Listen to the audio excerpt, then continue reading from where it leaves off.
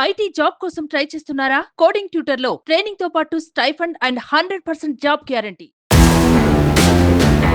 చూశారు కదా ఈ బాల్ని అంత ఈజీగా ఇలా తిప్పుతున్నాను. ఒక ఆయన మాత్రం బాంబులను ఈజీగా ఇలా బంతిలా మారుస్తూ ఒక బంతాట ఆడాడు బాంబులతో. ఒక ఫ్యాక్షన్ నేతగా పేరొందిన బాంబుల శివారెడ్డి గారితో మొదలైన ఫ్యాక్షన్ తగాదాతో ఆయన ఒక కరడు కట్టిన ఫ్యాక్షన్ నేతగా మారిపోయారు.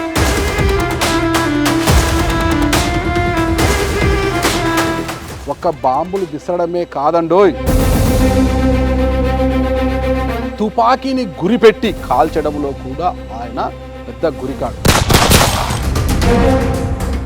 ఆ రోజు బాంబులు విసిరిన చేతితో బైబిల్ ఎలా పట్టుకున్నారు? అసలు చేసిన పాపానికి మరణ వ్యాధి వచ్చింది. మీకు వైఎస్ కుటుంబానికి ఉన్న బంధుత్వం ఏంటి అసలు? మా అమ్మ తమ్ముడే వైఎస్ రాజారెడ్డి. రాయలసీమ పౌరుషం ఆయన మీసంలోనే కనిపిస్తుంటారు. నేను 89లో ఎలక్షన్స్ నిలబడినప్పుడు వచ్చినాడు క్యాన్వసింగ్. ఒక మీసము రాజశేఖర రెడ్డి, ఒక మీసం మైకల్ బాబు, 2 మీసాలు నిలబెట్టుకుంటాను అంటే.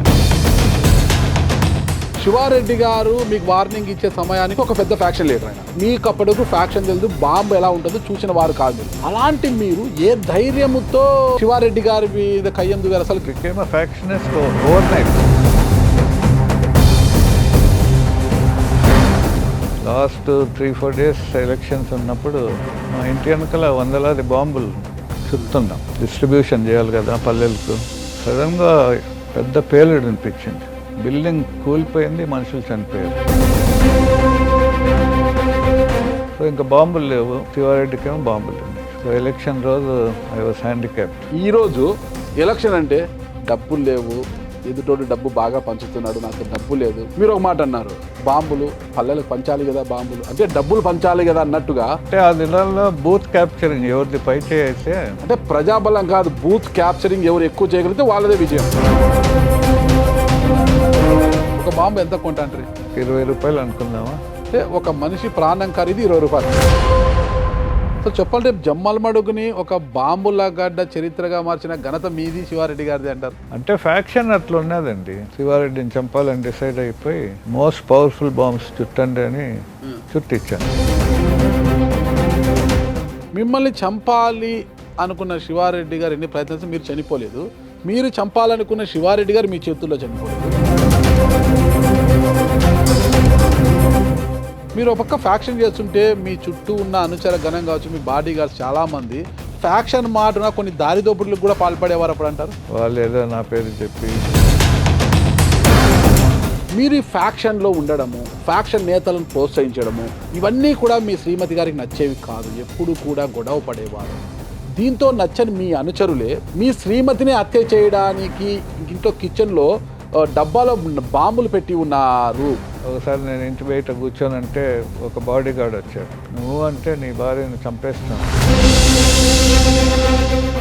నా భార్య చనిపోతే వేరే పెళ్లి చేసుకోవచ్చులే అనుకుండేవా. అంటే బయట వారి మీద లేకపోవచ్చు, కట్టుకున్న భార్య పిల్లల మీద కూడా ప్రేమ ఉండదా ఫ్యాక్షనిస్టులకి? ఏమో నాకుండేది కాదు. ఒక బాబు మాకు హైదరాబాద్ నుంచి మేము కారులో పోతున్నాం. డ్రైవర్ నిద్రపోయాడు, యాక్సిడెంట్లో చనిపోయాడు. అది కూడా స్పిరిచువల్గా ఆలోచన చేస్తే కత్తితో పొడిచిన వాడు కత్తితోనే పడవబడతాడు. నేను చేసిన పాపమే మా బాబు మీద పడింది. శివారెడ్డి గారి పైన రాజకీయంగా అంటే ఎమ్మెల్యేగా గెలిచి పైచేయి సాధించాలి అనేంత కసి మీది. మిమ్మల్ని అడ్డు తొలగించుకోవాలి, ఎలాగైనా మిమ్మల్ని హత్య చేయాలి అనేంత పగ శివారెడ్డి గారు. ఐ థింక్ నాకు తెలిసి 1987 అనుకుంటా శివారెడ్డి గారు ఎమ్మెల్యేగా ఉన్నప్పుడు మీ భార్యను డైరెక్ట్ ఎలక్షన్లో ఎంపీపీగా గెలిపించుకున్నారు. ఎలా సాధ్యమైంది అసలుకి? పూర్ పీపుల్కు బాగా హెల్ప్ చేశాను. శివారెడ్డి గారిని చంపాలనే అంత కసితో ఉన్న మీరు, వాళ్ళ శివారెడ్డి గారి భార్య క్యాన్సర్ ఏదో ఉన్నప్పుడు మీరు వెళ్ళి ఆమె కోసం మీరు వెళ్ళి ప్రార్థన చేశారంటారు. మనసు మారింది కదా. మీ భార్యను చంపాలనుకున్న వారిని కూడా వదిలేశారు. అసలుకి భార్యను హింస పెట్టారు. ఇంత కఠినాత్ముడైన మీపై దేవుడి యొక్క కరుణ ఎందుకు కలిగిందంటారు? ఏంటి అసలు వైఎస్ జగన్మోహన్ రెడ్డికి వైఎస్ షర్మిల గారికి మధ్య ఉన్న gap? Mainly some property matters ఏమో ఉండొచ్చు. పులివెందులో రాను రాను వైఎస్ కుటుంబానికి ఆదరణ తగ్గుతోంది అంటున్నారు కదా. మనుషులు బాగా ఎన్లైటన్ అయ్యారు.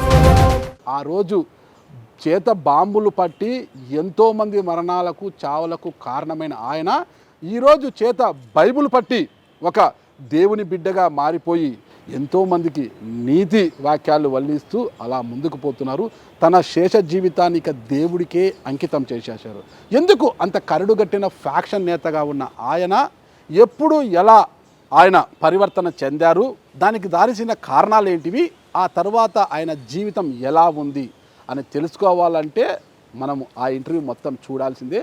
ఆయన ఎవరో కాదు, ఉమ్మడి కడప జిల్లా జమ్మలమడుగులో ఒక సందర్భంలో బాంబుల మోత మోగించిన ఆయనే Marathoti Michael Vijay Kumar alias Michael Babu. ఈయనని జమ్మలమడుగు వాసులంతా కూడా ముద్దుగా మైకేల్ బాబు అని పిలుచుకుంటారు. ప్రస్తుతం మైకేల్ బాబు గారు మన స్టూడియోలో ఉన్నారు. ఆయన గురించి, ఆయన గతం గురించి, ఆయన ప్రస్తుతం గురించి ఆయన మాటలను అడిగి తెలుసుకుందాం. ఒక్కసారి ఇక ఆయనను ఫోకస్ చేద్దామా?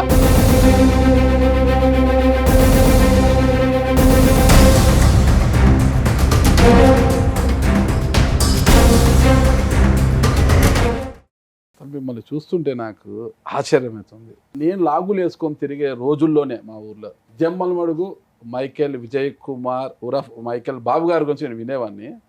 ఆయన బాంబులను కూడా చాలా ఈజీగా ఇసిరేస్తారు.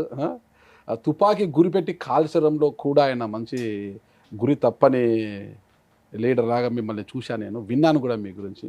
కానీ ఆ రోజు బాంబులు వేసిన మీరే ఈరోజు మీరు బైబిల్ పట్టుకొని కూర్చున్నారంటే గిన నాకు చాలా ఆశ్చర్యంగా ఉంది సార్. అసలు ఏంటి అసలుకి? బాంబులు తుపాకులతో దేవునికి విరుద్ధంగా జీవించాను.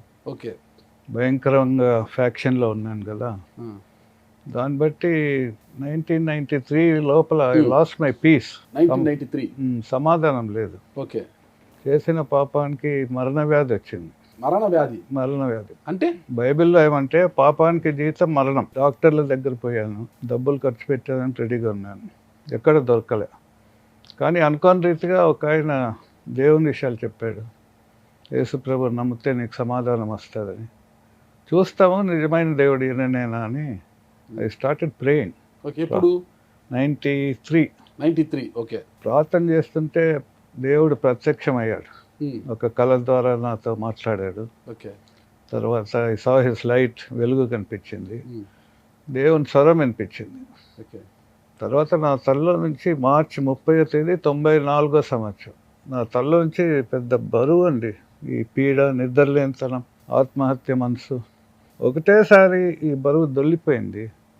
దేవుని సమాధానం వచ్చింది ఫస్ట్ టైం. ఈ సమాధానం వచ్చినాక ఇంకా రాజకీయాలు రిలాక్స్. రాజకీయాలు ఫ్యాక్షన్ అన్ని ఫ్యాక్షన్ లేదు, ఏం లేదు. దిస్ ఇస్ ద బెస్ట్ అన్నమాట. మనం ఇంటర్వ్యూ లోతుల్లోకి వెళ్ళే ముందు నాకు తెలిసిన Marathoti Michael Vijay Kumar alias Michael Babu, మీ కుటుంబ నేపథ్యం గురించి ఒకసారి తెలుసుకోవాలి, చెప్తారా? మా తల్లిదండ్రులు ఇద్దరు డాక్టర్స్. తల్లి పేరు రత్నమ్మ, డాక్టర్ రత్నమ్మ. తండ్రి పేరు డాక్టర్ రత్నరాజ్. మీకు వైఎస్ కుటుంబానికి ఉన్న బంధుత్వం ఏంటి అసలు? మా అమ్మ తమ్ముడే YS Rajareddy. Okay, YS Rajareddy గారు మీ మేనమామ గారు. రాజశేఖర రెడ్డి వాళ్ళ తండ్రి వైఎస్ రాజారెడ్డి మా మామ, మేనమామ. మా అమ్మ తమ్ముడు సొంతం. వారు ఎంతమంది అసలు? మీ అమ్మ వాళ్ళు రాజారెడ్డి మొత్తం 10 మంది అండి. మీ అమ్మ ఏమన్నవారు వారిలో? Second daughter. సెకండ్. రాజారెడ్డి గారు 4th సన్. అక్క అంటే రాజారెడ్డి గారు అక్క కుమారుడు, రాజశేఖర రెడ్డి గారికి మేనత్త కుమారుడు మీరు. ఇంకా చాలా దగ్గర బంధుత్వం మీరు. అయితే ఎవరికి కూడా రాష్ట్రంలో కావచ్చు, మీ జిల్లా వరకు ఏమైనా తెలిసేవని, బయట ప్రాంతాల వరకు ఎవరికి కూడా తెలియదు అనమాట. అంత పెద్ద కుటుంబంలో జన్మించారు. తల్లిదండ్రులు ఇద్దరు కూడా డాక్టర్లు కదా. అసలుకి మీరెంతవరకు చదువుకున్నారు అక్కడ? అసలు నేను బీకామ్ వరకు అక్కడ జమ్మలమడుగులోనే, వెంకటేశ్వర యూనివర్సిటీ. అసలు మీ తల్లిదండ్రులకు మీరెంతమంది సంతానము? మేమిద్దరం. మీరు? మా అన్న అన్నారు. మీ అన్న ఏం చేస్తున్నారు? మా అన్న ఇప్పుడు అపోలో హాస్పిటల్లో ఈఎన్టీ సర్జన్. ENT surgeon. మీ వయసు ఎంత సార్? నాది 70 దాటేనండి. 70 దాటింది అంటే మీ అన్నకు కూడా 75 దాటింటాయి. 74 అట్లా ఉంటాయి. 74 వయసులో కూడా ఇప్పటికీ ఇంకా వర్కింగ్ లో ఉన్నారన్న. ఈస్ వెరీ ఫేమస్ అండి, మంచి doctor. Okay, ENT EC Vinay Kumar అంటే. ఓకే, ఒక్కసారి చెప్పాలంటే రాజారెడ్డి గారి మేనల్లుడు, ఇద్దరు డాక్టర్ల కుమారుడు మీరు. తల్లిదండ్రులు ఇద్దరు డాక్టర్లు, మీ అన్న కూడా డాక్టరు.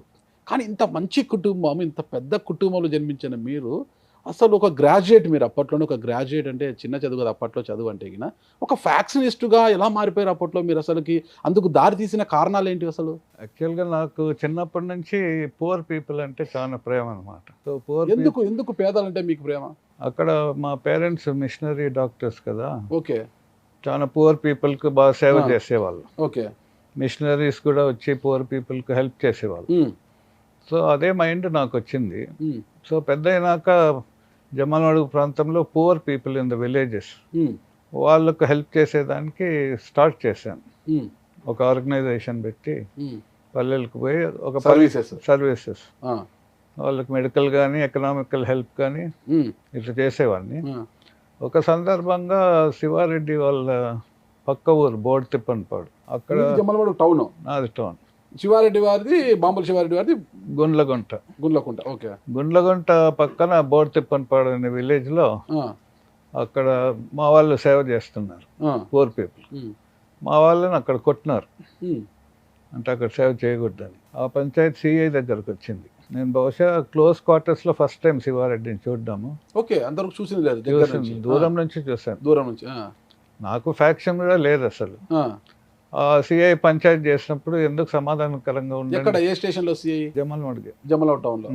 సో మాటకు మీ ఆఫీసు సాయంకాలం లోపల ఎత్తేస్తానన్నాడు శివారెడ్డి. అంటే మీ బ్యాక్గ్రౌండ్ తెలుసా అప్పటికే ఆయనకు? మీరు రాజారెడ్డి గారి మేనల్లుడు అని అంత తెలుసా? అన్నీ తెలుసు. రాజశేఖర రెడ్డి గారికి బావమరిది అని అంత అన్ని తెలిసి కూడా.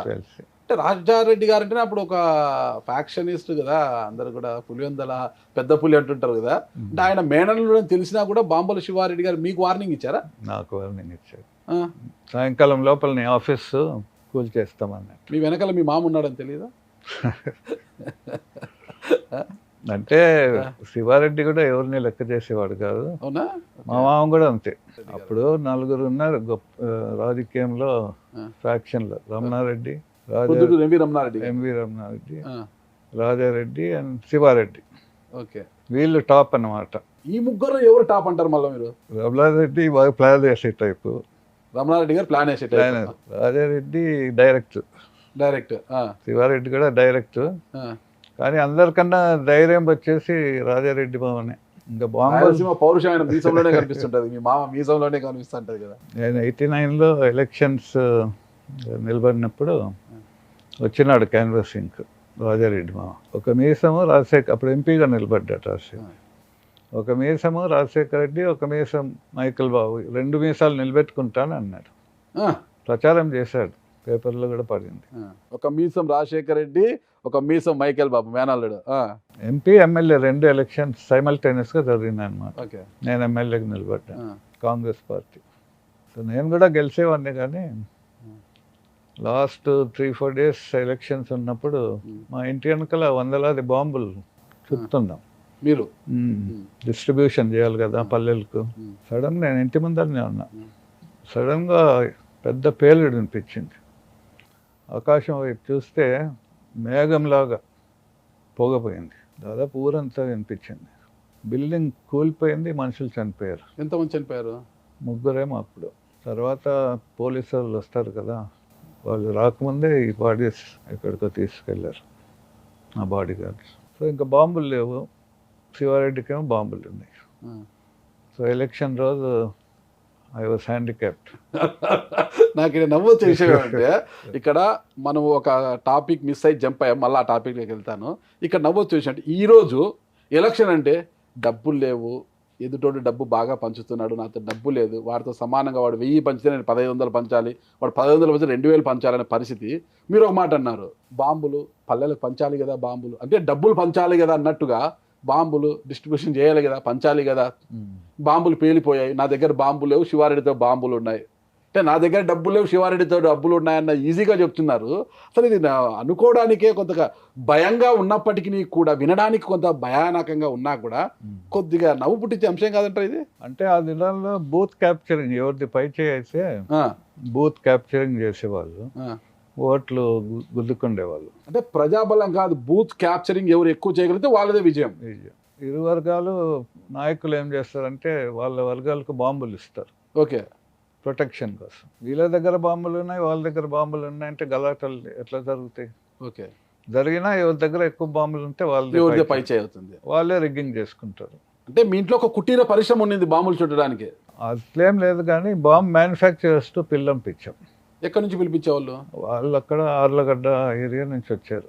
ఒక్కసారి మనం వెనక్కి వెళ్తాము. మీరు అన్నారన్నమాట సిఐ పంచాయతీ పెట్టాడు అంటే మా వాళ్ళ మీద దాడులు చేశారు, ఆ విషయం పైన సిఐ జమ్మలమడుగులో పంచాయతీ, అప్పుడు నేను క్లోజ్గా శివారెడ్డిని చూశాను అన్నారు కదా, అప్పుడు ఏం జరిగింది? అప్పుడు ఇంకా ఈవినింగ్ లోపల నీ ఆఫీస్ ఎత్తేస్తానన్నారు కదా. సరే మరి నేను ఆఫీస్లో పోయి ఆలోచన చేశాను, సాయంకాలం వస్తాడేమో, అందుకని ఈ 10 పల్లెలు ఉన్నారు కదా నేను సేవ చేసే వాళ్ళకి, వాళ్ళకు చెప్పంపించడం. ఆ దినాల్లో ఫోన్స్ కూడా లేవు, మోటార్ సైకిల్స్లో పోయి చెప్పారు. సాయంకాలం లోపల పల్లెల నుంచి జనాలు ఈటకొడలు ఏటకొడలు ఈటలు పట్టుకొని కోబలి మద్దతుగా బస్ స్టాండ్లో బస్సు దిగి కోబలి కోబలి కోబలి అని వచ్చారు. కోబలి ఈ వర్డు సినిమా కాకి సినిమాలో చూశాను నేను, దేంట్లోనో ఈ వర్డ్ విన్నాను. కోబలి అంటే చంపాలని. ఇదంతా చూసేందుకు శివారెడ్డి ఎవరిని చంపాలని? ఇంకా శివారెడ్డినే, ఇంకా ఆయనే కదా నాకు థ్రెట్. సో ఈ జనాలు వచ్చేందుకు ఇంకా పోలీసు వాళ్ళు అలర్ట్ అయిపోయారు. డిఎస్పీ రోడ్ మీదకి వచ్చాడు. పేరు గుర్తుందా ఆ రోజు డిఎస్పీది? గుర్తులేదండి, రాజరత్నమ్మ అనుకుంటా. తర్వాత శివారెడ్డి వాళ్ళు వాళ్ళ మనుషులను పిలుచుకొచ్చారు. దేవగుడి, అప్పుడు దేవగుడి శంకరెడ్డి వీళ్ళందరూ శివారెడ్డి మనుషులు, అంటే ఇప్పుడు ఆదినారాయణ రెడ్డి. సో వాళ్ళు అట్లా తోలిచ్చారు. ఈ సిచ్యువేషన్ బాగోలేదని కడప నుంచి సిఆర్పి వాళ్ళు వచ్చారు, రిజర్వ్ పోలీస్. సో లాస్ట్కి అరౌండ్ 12 o'clock పీస్ వచ్చింది. అంటే వాళ్ళకు వీళ్ళకు మనుషులను డిస్పర్స్ చేశారు పోలీసు వాళ్ళు. మీ వెనకాల మీ పిలుపు మేరకు మీకు మద్దతుగా వచ్చిన గ్రామవాసులైనా మీ మేనమామ కూడా ఎవరిని పంపించారు? మా మేనమామ పంపలేదు, రాజారెడ్డి గారు ఎవరిని పంపలేదు, మీ జనమే. మీ మామకు తెలుసా ఇక్కడ జరుగుతుంది? తెలీదు, మీరు చెప్పలేదు. అంటే శివారెడ్డి సాయంత్రం నా ఆఫీస్ పేల్చేసేస్తున్నాడు మామ, ఇట్లా బెదిరించాడన్న మాట మీ మామకు చెప్పలేదు. ఓకే, ప్రజలకు చెప్పారు, మీ మద్దతుదారులకి. మరి ఏం జరిగింది? ఏమన్నా గొడవ జరిగిందా? గొడవ జరగలే, ఎందుకంటే మీడియేటర్స్ ఆయన ఆఫీస్కి పోతున్నారు, నా దగ్గరకు వస్తున్నారు, పోలీసు వాళ్ళు అటు పోతున్నారు, ఇటు వస్తున్నారు. ఇంకా టౌన్ అంతా చాలా టెన్షన్ అయిపోయింది. అయితే లాస్ట్కు 12 o'clock 1 o'clock అట్లా డిస్పర్స్ అయినారు. మంచిగానే కొంతమంది నా దగ్గర ఉన్నారు.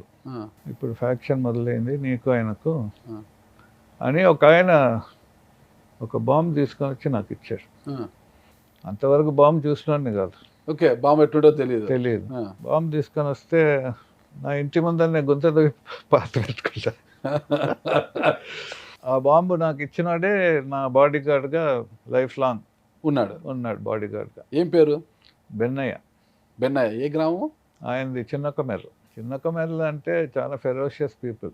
ఓకే, వాళ్ళు ఎంత స్ట్రాంగ్ పీపుల్ అంటే జమ్మలమడుగుకి వస్తే హోటల్స్లో ఫుల్ భోజనం పెట్టేవాళ్ళు కాదు, మంచిగా తినేస్తారు. హోటల్స్లో ఫుల్ మీల్స్ పెట్టేవాళ్ళు వాళ్ళకి, ఆ ఊరళ్ళకి అంత స్ట్రాంగ్ పర్సన్. సో బెన్నయ్య నాకు లైఫ్ లాంగ్ మంచి నమ్మకంగా బాడీ గార్డ్గా చేశారు. ఇక్కడ మనం 2 అంశాలు చర్చించుకోవాలి. శివారెడ్డి గారు మీకు వార్నింగ్ ఇచ్చే సమయానికి ఒక పెద్ద ఫ్యాక్షన్ లీడర్ ఆయన ఆ ప్రాంతంలో, జమ్మలమడుగులో ఒక పెద్ద ఫ్యాక్షన్ లీడర్. మీరు చెప్పారు రమణారెడ్డి గారు, వైఎస్ రాజారెడ్డి గారు, శివారెడ్డి గారు పెద్ద ఫెరోషియస్గా ఉంటారు, పెద్ద ఫ్యాక్షన్ లీడర్స్ అని. మీకు అప్పటికు ఫ్యాక్షన్ తెలియదు, బాంబు ఎలా ఉంటుందో చూసిన వారు కాదు మీరు.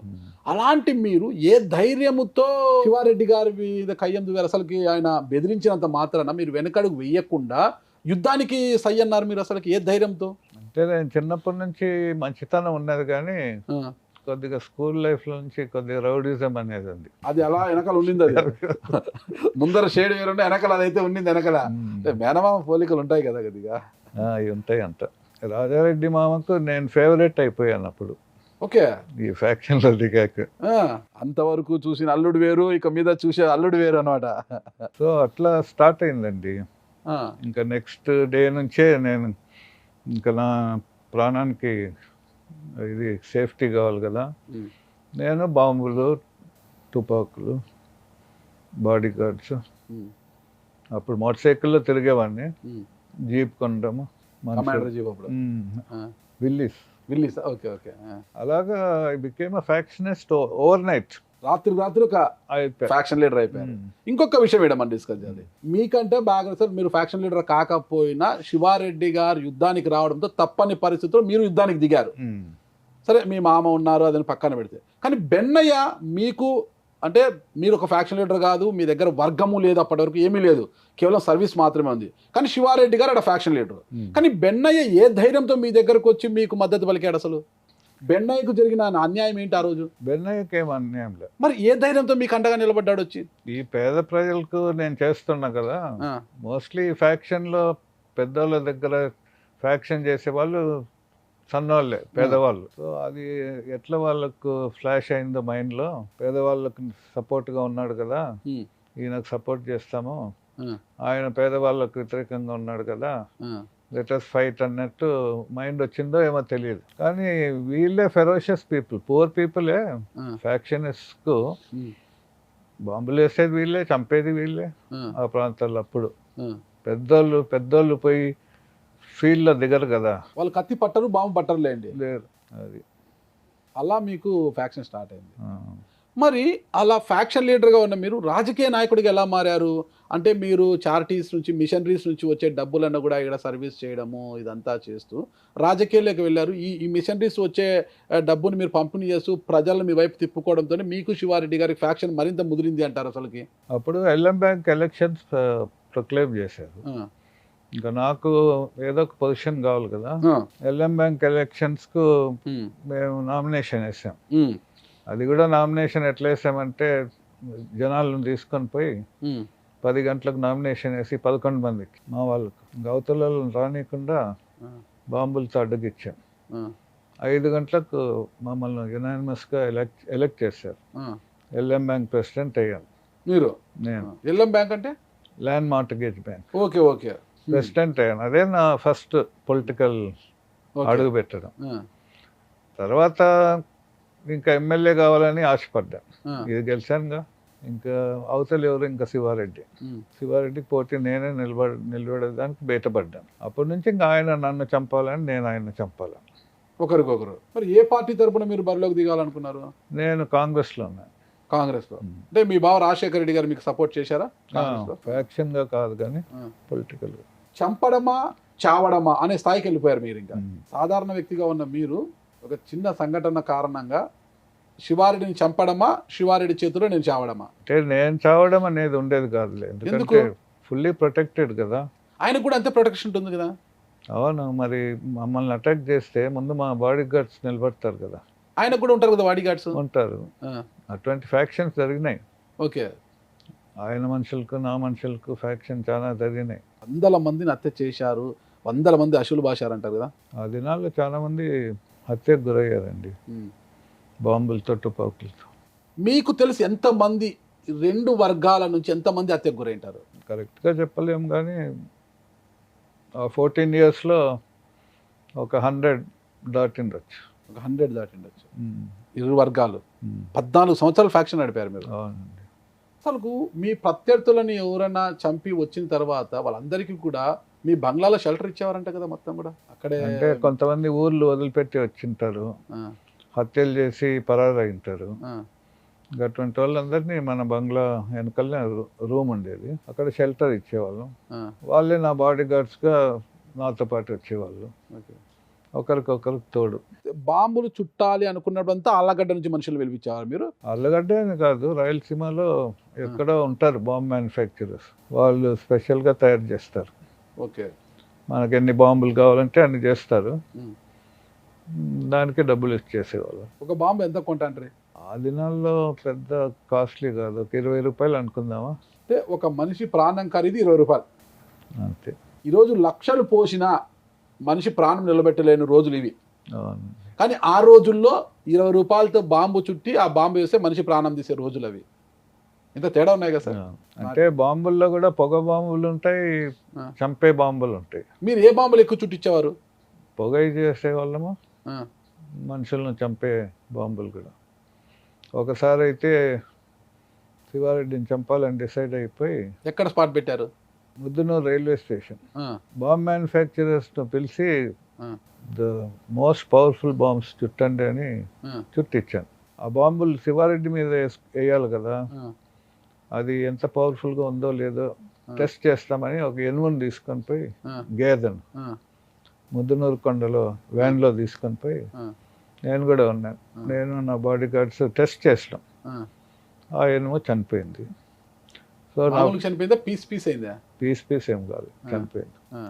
తర్వాత ఆ బాంబులు బాడీ గార్డ్స్కి ఇచ్చి రాయలసీమ ఎక్స్ప్రెస్లో శివారెడ్డి వస్తాడు, ప్లాట్ఫామ్లోనే చంపేసేయండి అని పంపించడం. వీళ్ళేమో పోయినారు కానీ దేవుని దయ ఆ రోజు రాలే. శివారెడ్డి రాలే. వచ్చింటే ఆయన చంపేసే వాళ్ళు, నేను జైలుకి పోయేవాడిని, ఉరిశిక్ష చేసేవాళ్ళు. అంటే హత్యలు చేసిన వారందరికీ కూడా ఉరిశిక్షలు పడ్డాయంట రాయలసీమలో? లేదు, రాయలసీమ అంతా ఫ్యాక్షన్. అంటే ఇది మరీ ఘోరం కదా. అంటే సాక్ష్యం కావాలి కదా, మీరు స్పాట్లో లేరు, మీ బాడీ గార్డ్స్ వెళ్ళారు, సాక్ష్యం కావాలి. ఇంకా పోలీసులు సాక్ష్యాలు పెట్టారు కదా ఏదో ఒకటి. పెట్టినా కోర్టులో నిలబడాలి కదా. రాలేదు ఆ రోజు. ఓకే, అంటే ఇన్ఫర్మేషన్ లీక్ అయిందంటారా? లీక్ అయిండొచ్చు, లేదంటే బై మిస్టేక్. బాంబులు చుట్టిస్తూ మీరు నేర్చుకున్నారా బాంబు చుట్టడము? నేర్చుకోలేదు. ఓకే, బాంబులు ట్రయల్ చూశాను, బాంబులు పట్టుకొని విసిరేవాళ్ళు బాంబులు. కానీ బాంబులు చుట్టినాక చాలా డేంజర్ కూడా వచ్చింది నాకు. ఎట్లా? మా ఇంట్లోనే ఒక రూమ్లో ఒక 100 బాంబులు చుట్టారు దాదాపు. నా బాడీ గార్డ్ బెన్నీ వండుకొని చుట్టినారు సార్ చూస్తారా అని తీసిపోయినాడు రూమ్లోకి. చిన్న రూమ్లోకి పోయి ఆ బాంబు నా చేతిలో పట్టుకున్నా. నా చేతిలోంచి జారిపోయింది. అది పగిలింటే ఈ బాంబులన్నీ పేలిపోయి నేను ముక్కలు అయిపోయాను. బాంబు పగల్లే. అందుకే ఈరోజు బైబిల్తో మా ముందర ఇలా కూర్చోగలిగారు. అంటే దీంట్లో ఒక లింక్ ఏమంటే, నా భార్య యేసుప్రభుని నమ్మేది, ప్రేయర్ చేసేది నా కొరకు. బయటికి పోతే ఒక్కొక్కసారి మధ్యాహ్నం ఇంటికి వచ్చేంత వరకు ప్రేయర్ చేసేది. దాదాపు 60 సార్లు నేను చనిపోయిండేవాడిని ఆ 14 ఇయర్స్లో. దేవుని కృప, దేవుడి కాపుదలు ఇస్తూ వచ్చాడు. సార్, నేను ఒక విషయం అడగాలి. ఈ విషయాల్లో ప్రతి ఒక్కరు నన్ను క్షమించగలరు. ఇది ఎవరిని నేను కించపరిచేది కాదు, అడుగుతున్న నాకు అనుమానం ఉంది కాబట్టి. వైఎస్ రాజారెడ్డి గారు రెడ్డి సామాజిక వర్గానికి చెందిన వారు కదా సార్. అంటే చెల్లిని కులాంతర వివాహం చేశారు అంటారు, అవునా సార్? అది అక్కకు కులాంతర వివాహం వాస్తవమా సార్? ఎందుకు చేయాల్సి వచ్చింది అంటారు ఆ రోజులు అట్లా? అంటే మా తాత వైఎస్ వెంకటరెడ్డి. ఓకే, అంటే రాజారెడ్డి గారు వాళ్ళ నాన్న బల్పనూరు గ్రామం. ఆయనకు ఎవరో న్యూ టెస్టిమెంట్ ఇచ్చారు.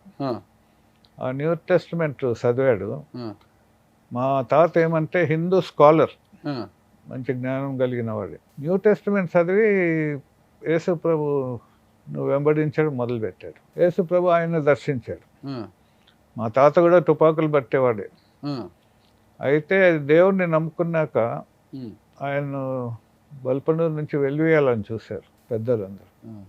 ఆ పెద్ద మనుషుల్లో ఒక ఆయన, వెంకటరెడ్డి ఏం తప్పు చేశాడులే, మనం వెలివేసే అంత తప్పేం చేస్తున్నాడు అంటే అందరు ఇంకా కామ్ అయిపోయారు.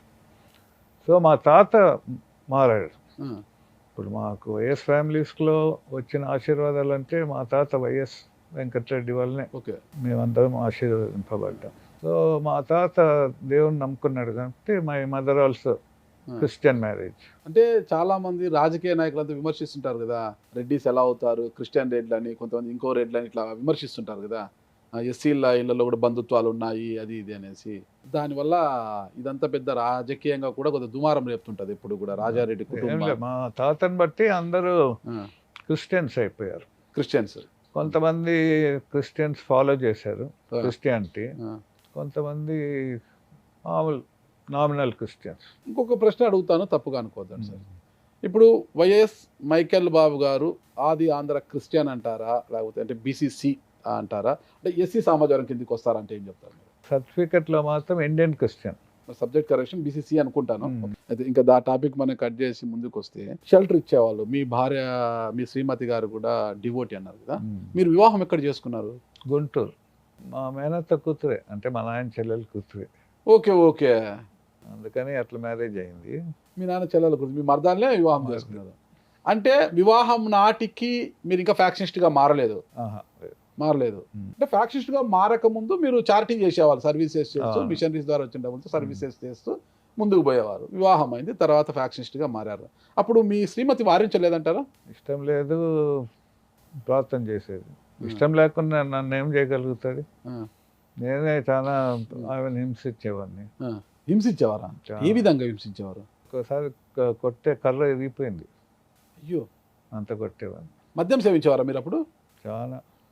దేవుడు దర్శించినాక ఒక చుక్క, ఇప్పుడు 30 ఏళ్ళు అవుతుంది దాదాపు, ఒక చుక్క కూడా టేస్ట్ చేయాలనే మనసు లేదు. మీ శ్రీమతిని హత్య చేయడానికి ఇంట్లో కిచెన్లో డబ్బాలో బాంబులు పెట్టి ఉన్నారు, ఓకేనా? ఆ బాంబుల పేర్లు ఆమె చనిపోలేదు.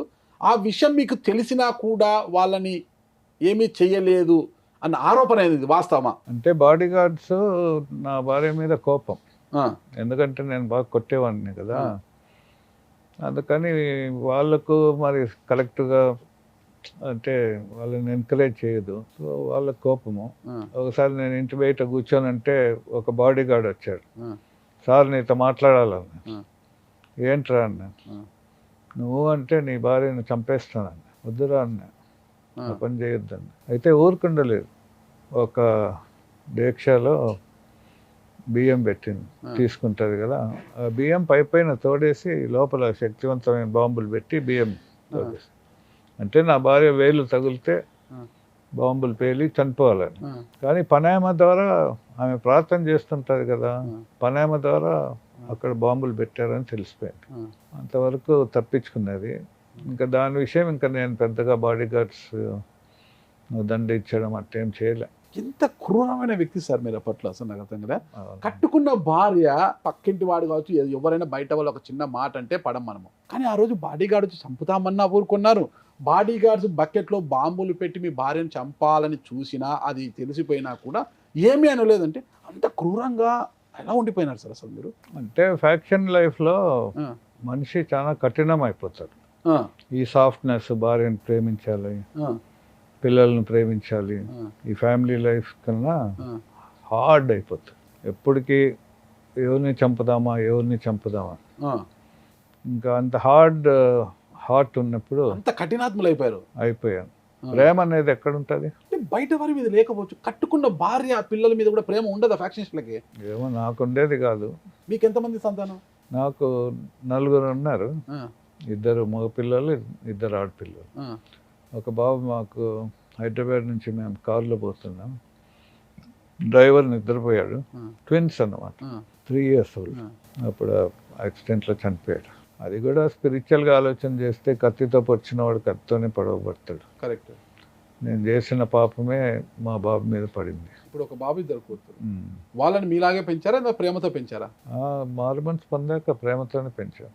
మీ శ్రీమతికి తెలిసిన తర్వాత, నన్ను చంపడానికి వీళ్ళ బాడీ గార్డులు బాంబులు పెట్టారు, అయినా మా భర్త వాళ్ళని ఏమీ అనలేదు, పట్టించుకోలేదు, వాళ్ళకి క్షమించేశారని తెలిసిన తర్వాత మీ శ్రీమతి గారి యొక్క ఫీలింగ్స్ ఎలా ఉండండి అసలు మీతో? ఇంకా ప్రేమ అనేది ఉంది. ఏమనలేదు ఆవిడ వచ్చి నన్ను చంపాలని చూశారు మీ వాళ్ళు అనేసి? అట్లా అనే పరిస్థితి లేదు అప్పుడు. ఎందుకు? చాలా క్రూరుణ్ణి కదా. ఓకే. ఎట్లా ఎదురు తిరిగి మాట్లాడేదానికి లేదు. బాంబులు ఎవరు పెట్టారో ఆ బాడీ గార్డ్కు బాగా కడుపు నొప్పి వచ్చి చనిపోయాడు. ఉన్నారా మీ శ్రీమతి గారు ఇప్పుడు? ఆ రోజు అంత కఠినాత్ముడుగా ఉన్న భర్త ఈ రోజు కరుణామయుడైపోయాడు కదా, మరి మీ శ్రీమతి గారి ఫీలింగ్ ఎలా ఉంది ఈరోజు? ఆశ్చర్యమే. ప్రేమించాల్సిన వయసులో ప్రేమించలేదు, ఈ వయసులో బాగా ప్రేమిస్తున్నారు. దేవుని ప్రేమ అది. దానికి తోడు నాతో పాటు సేవలో ఉంటుంది. దాదాపు 30 కంట్రీస్ తిరిగాము దేవుని సువార్త కొరకు. అన్ని కంట్రీస్కు నా వెంటబడి పిలిచిపోయాను. ఇంకోటి సార్, మీరు ఫ్యాక్షన్స్ కదా, బాంబులు చుట్టడం కూడా తెలుసు, ఊరిక బాంబులు పట్టుకున్నారు అంటే తుపాకీ మంచి గురి పెట్టగలరు అని అంటుంటారు కదా, అవునా? మా ఫాదర్కి ఒక గన్ ఉన్నది, ఆయన అంటే 12 bore. ఆయన హంటింగ్ పోయేవాడు. ఒక ప్యాషన్ వచ్చింది తుపాకుల మీద. ఇంకా రాజకీయాల్లో దిగినాక తుపాకులు అవసరమే కదా, ఇంకా దొంగ తుపాకులు కొనడము, అది సీక్రెట్గా పెట్టుకోవడము. తర్వాత ఎయిర్ గన్తో ప్రాక్టీస్ చేసేవాడిని. మా పెద్ద పాప తల మీద యాపిల్ పెట్టి కాల్చిన. ఓకే. అంత గురి ఉండేది.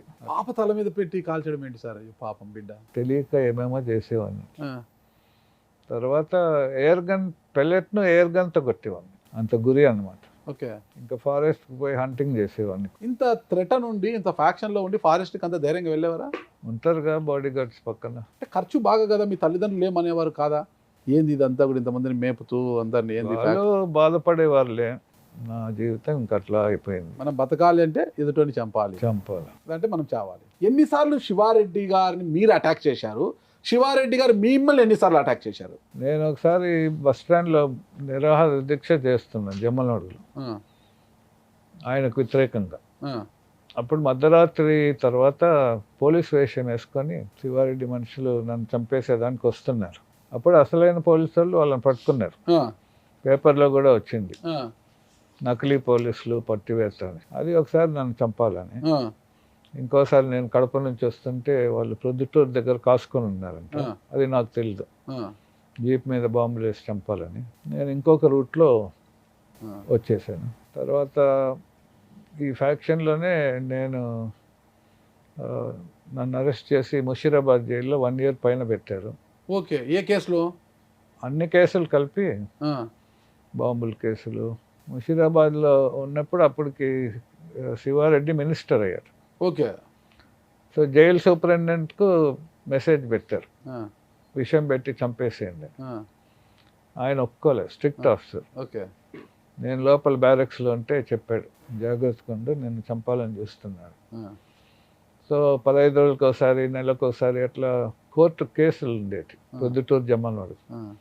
ఒకసారి పోలీసు వాళ్ళు తీసుకుపోతున్నారు. బేతంచెల్ల అడవి ప్రాంతంలో వ్యాన్ ఆపేసి సబ్ ఇన్స్పెక్టర్ రివాల్వర్ తీసి పెట్టాడు నా మీద. ఏమండి అని అంటే, నిన్ను కాల్ చేసి రికార్డులో రాయబోతున్నాము, పారిపోతుంటే కాల్ చేసేదాన్ని. అయితే ఇంకో కానిస్టేబుల్ ఒప్పుకోలేదు. సో అది క్యాన్సిల్ అయింది. రిటర్న్ జర్నీలో నన్ను చంపేస్తాడని నేను కర్నూలు హాస్పిటల్ రాకముందే హార్ట్ అటాక్ వచ్చినట్టు నటన చేశాను. వాళ్ళు కర్నూలు హాస్పిటల్లో నన్ను అడ్మిట్ చేశారు. ఈ పోలీసు వాళ్ళు కర్నూలు పోలీసు వాళ్ళకి హ్యాండ్ ఓవర్ చేసి పోయారు. కర్నూలులో స్పెషల్ రూమ్లో ఉన్నాను, బయట కర్నూలు పోలీసు వాళ్ళు ఉన్నారు. నెక్స్ట్ డేనే డాక్టర్ వచ్చాడు రూమ్లోకి, వచ్చి ఇంజక్షన్ వేశాడు. పాయిజన్, ఊపిరి సరిగా నిద్రపోలేదు. ఎప్పుడో తెల్లారుజామున 4 o'clock అట్లా విషయం తగ్గింది. అప్పుడు ఈ కానిస్టేబుల్స్ను పిలిచి చెప్పాను, ఇట్లా చంపాలని చేశాడు అంటే, మేమున్నాం లేదు సార్ సపోర్ట్గా అన్నాడు. మరుసటి రోజు వచ్చాడు మళ్ళీ ఇదే డాక్టర్, వచ్చి నీ కంటి పరీక్ష చేయాలన్నాడు. నేను కళ్ళు తెచ్చాను. ఒక కానిస్టేబుల్ వచ్చేసి ఇట్లా ఇట్లా ఊపాడు, వేసుకోవద్దని. నేను కళ్ళు మూసుకున్నాను. ఆయనకు నాకు ఘర్షణ జరిగింది. ఆ ఇంక్ఫిలర్ లాంటివి తీసి బయట వేసేసాడు, పోయినాడు. మెడికల్ కాలేజ్ స్టూడెంట్స్ వచ్చారు, ఎవరన్నా చంపుతున్నారు రాజకీయ నాయకులు, సపోర్ట్గా వచ్చారు. వాళ్ళకి చెప్తే ఆ ఇంక్ఫిలర్ తీసుకొని పోయి టెస్ట్ చేస్తే దాంట్లో యాసిడ్ ఉంది, పవర్ఫుల్ యాసిడ్. నా కళ్ళల్లో వేపియాలని చూశారు. సో దీని బ్యాక్గ్రౌండ్ ఏమంటే, ఎన్కౌంటర్ చంపాలా, జైల్లో చంపాలా, హాస్పిటల్లో చంపాలా, ఇవన్నీ జరిగాయి. పాయిజన్ ఎక్కించినా మీరు చావలేదా? చాలా ఇంజక్షన్ ద్వారా సెమీ కాన్షియస్ స్టేజ్ వచ్చింది. ఓకే. అది పని చేసి ఉంటే చక్కగా ఈ పాటికి చక్కగా ఇప్పుడు పోయినా నాకేం భయం లేదు. ఇప్పుడు చనిపోయినా ఎక్కడ పోతానో నాకు తెలుసు. ఎక్కడికి పోతారు? పరలోకం. పరలోకమేనా? పక్క 100%. ఎందుకలా? దేవునితో కనెక్ట్ అయినా కదా. ఓకే. ఇప్పుడు ఈ లోకాన్ని సృష్టించిన దేవుడు పరిశుద్ధుడు. ఆయన కుమారుడు యేసుప్రభు వచ్చి పరిశుద్ధ రక్తం చిందించాడు సిలువలో. ఆ రక్తంతో మనం కడగబడితే ప్యూరిటీ వస్తుంది, దేవునితో కనెక్షన్ వస్తుంది. ఇప్పుడు ఈ 30 ఏళ్ళు ఊరికే భక్తి చేయడం లేదు. దేవుడు మాట్లాడతాడు, దేవుని సమాధానం. ఈ ఉదయకాలం కూడా బాగా ప్రార్థన చేసుకునే వచ్చినా ఇక్కడికి.